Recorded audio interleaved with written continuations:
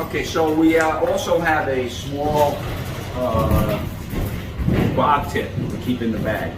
Primarily for ventilation purposes. It's a 75 GPM tip. It's plastic. It's really not, you know, you really don't want to use it for attacking the fire. Once the fire is knocked down in a high-rise, they're notoriously very difficult to vent.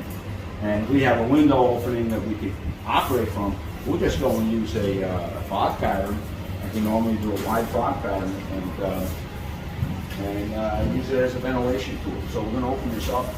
Now you'll notice on this particular nozzle,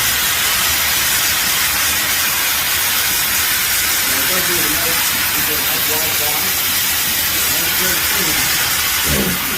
But it's got one thing I don't care for. It shuts off.